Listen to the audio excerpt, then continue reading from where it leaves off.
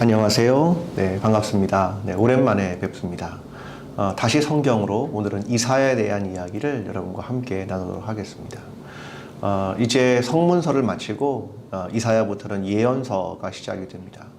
예언서, 구약으로 말하면 보통 네 가지의 분류를 하고 있는데 모세오경, 그다음 역사서, 성문서, 예언서 이렇게 분류를 합니다.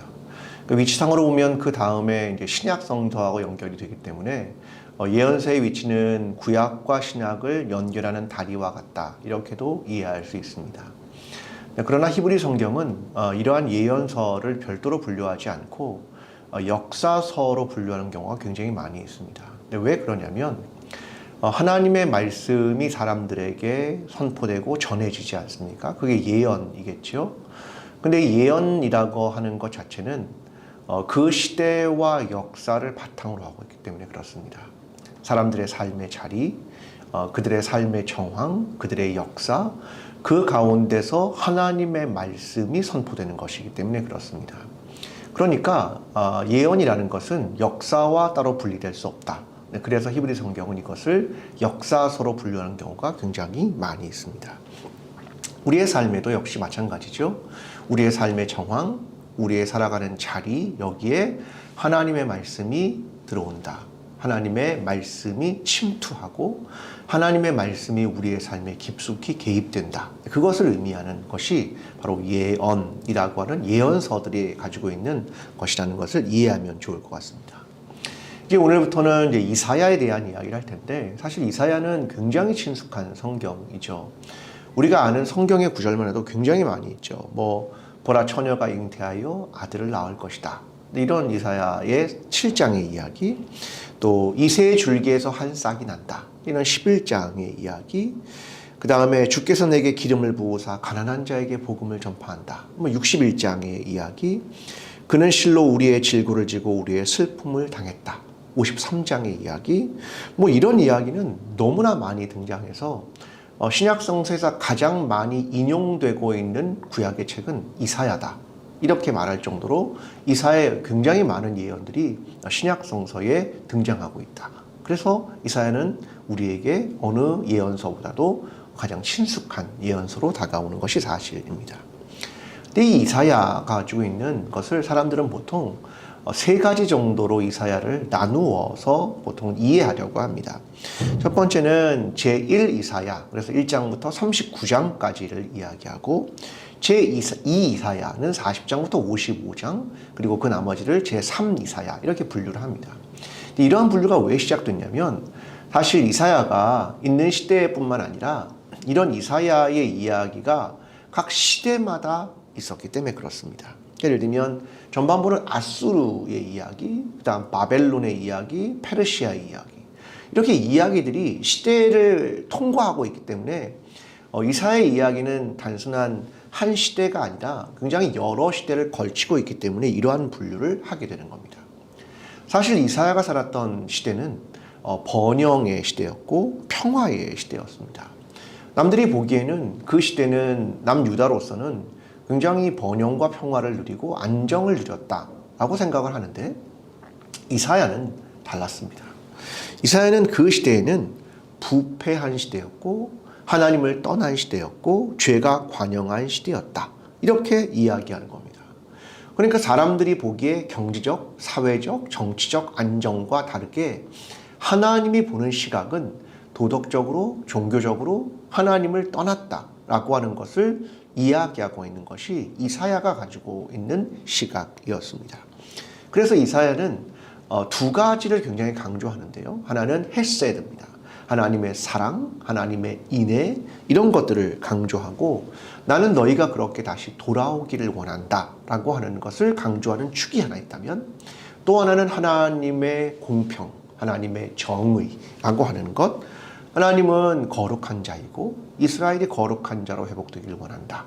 이 두 가지를 동시에 강조하고 있는 것이 이사야가 가지고 있는 특징이라 하겠습니다. 자, 이사야는 주전 8세기의 인물인데요. 요시야의 시대, 또 요담, 아하스, 히스기야 이런 왕들을 관통하고 있는 시대에서 이 아모스의 아들 이사야가 예언을 하게 됩니다. 근데 다른 예언자들이 보통 어떤 분류를 한다면 이사야는 왕궁에서 예언을 했던 사람입니다. 그러니까 어떤 예언자들은 그냥 하나님이 불러서 뭐 농사를 짓다가도 예언을 하게 되지만 그는 늘 왕 옆에 있었습니다. 그러니까 왕궁에 예언자들이 있었죠. 예전부터 있었습니다. 그래서 왕에게 하나님의 뜻을 전하는 그런 역할을 했던 사람이 이사야이죠. 이 이사야는 그래서 늘 히스기야 옆에서 이야기를 전하고 하나님의 뜻을 전했던 그런 왕궁의 예언자의 역할을 감당합니다. 근데 예언자의 삶이란 늘 그렇게 순탄하거나 좋지는 않은 것 같습니다. 왜냐하면 그의 자녀들의 이름이 그 시대의 역사를 관통하는 이름들하고 굉장히 밀접하게 관계가 되고 있습니다. 예를 들면 스알야숲, 남은 자만 돌아오리라, 이런 이름 말입니다. 또 마헬살랄 하스바스, 노력이 급속하게 임하고 약탈이 임박했다. 그러니까 그런 이름들이 그의 삶과 아주 긴밀하게 자녀의 이름들 속에 등장함으로써 그의 삶은 하나님의 말씀과 대단히 밀접하게 연관되고 그 시대와 역사를 관통하는 그러한 것들을 동시에 껴안고 있는 것이 이 예언자들의 삶이었습니다. 예언자들이 가지고 있는 마음이 있을 것 같습니다. 저는 두 가지 정도를 생각하는데, 예언자들은 일반적으로 엄정함을 갖습니다. 왜냐하면 잘못된 것에 대해서 민감하게 반응을 하거든요. 그러니까 그 시대에는 느끼지 못하더라도 하나님의 관점에서 하나님의 뜻을 말하기 때문에 엄정할 수밖에 없고, 잘못된 것들에 대해 민감하게 반응할 수밖에 없고, 잘못을 지적하고 불의를 책망하는 것입니다. 이거 왜냐하면 늘 하나님의 지극히 높은 선과 맞닿아 있다면 그의 생각은 늘 엄정함이라고 하는 것을 가질 수밖에 없다라고 하는 것입니다. 근데 동시에 하나님의 마음은 늘 뭐에 있냐면 동정에 있습니다. 하나님이 그것을 공감하고 함께 아파한다. 동정이라고 하는 것을 이 안에서 동시에 가지고 있는 것이 예언자들이 갖는 참 이해할 수 없는 그 두 가지 마음이 그 안에서 계속해서 나타나고 있는 것이 예언자들의 마음입니다. 또 하나가 있다고 생각하는데, 저는 그것이 예언자들의 고통이라고 생각을 하는데요. 그러니까 예언자들이 가지고 있는 특징 중에 하나는 하나님이 말씀을 주셔서 그 말씀을 사람들에게 전합니다. 예언을 하는 거죠. 하나님의 뜻, 하나님의 말씀을 전한다. 주님이 이렇게 말씀하셨습니다. 이렇게 전하는 게 예언자가 갖는 기본적인 일입니다. 근데 그런 것 중에는 대부분 잘못에 대한 것에 대한 책망, 심판, 이런 얘기가 많이 있죠. 근데 예언자의 마음에 뭐가 있냐면 그걸 단순히 전한다가 아니라 그들이 결국은 돌아오기를 원해서 그런 거 아니겠습니까? 그래서 하나님의 그러한 뜻을 전하게 되는데, 결국은 돌아오기를 원하니까 만약 이스라엘이 돌아온다면 하나님의 심판이 철회가 되거든요. 이 말은 뭐냐면 내가 한 말이 이루어지지 않는다고 말입니다. 그러면 내 말은 신뢰를 잃어버리는 거죠. 왜? 하나님이 심판한다고 했으니까. 나는 그 말을 전했지만 하나님의 마음을 돌이키신단 말입니다. 그러면 나는 신뢰를 잃어버리는 것이고 나는 공신력을 잃어버리는 것입니다. 그러니까 예언자들은 정말 그러면서도 바라는 건 뭐냐면 내 말대로 되지 않았으면 좋겠다. 결국은 그들이 돌아왔으면 좋겠다. 이 하나님의 마음을 동시에 갖기 때문에 참 아이러니한 것을 가지고 있는 겁니다. 내 말대로 되지 않았으면 좋겠다. 그때 나에 대한 신뢰는 무너지지만 결국은 그들이 돌아오는 것이 하나님의 뜻이기 때문이다. 그러니까 이러한 예언자가 갖는 두 개의 마음의 충돌이 늘 예언자 안에 존재하고 있다. 참 이상한 숙명을 가지고 있다. 이것이 예언자들의 생각입니다. 결국 이런 예언서, 이사야 같은 책을 읽으면서 원하는 건 뭐냐면 그것을 듣는 사람들이 돌아오기를 원하는 거죠. 그래서 그들이 그 말씀을 듣는다라고 하는 것을 원하는 거죠. 근데 사람들은 대부분 그것을 듣지 않습니다. 그들의 귀가 닫혀 있다라고 하는 것들을 늘 이야기하죠.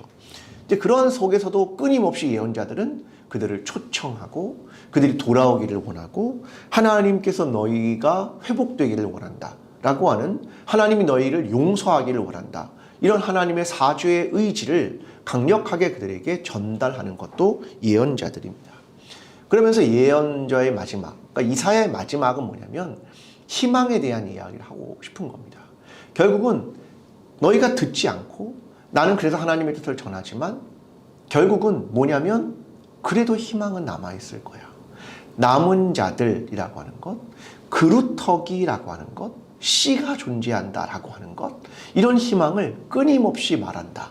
이것이 예언자들이 말하는 최종적 희망에 대한 이야기를 담고 있는 것이 이런 이사야의 이야기입니다.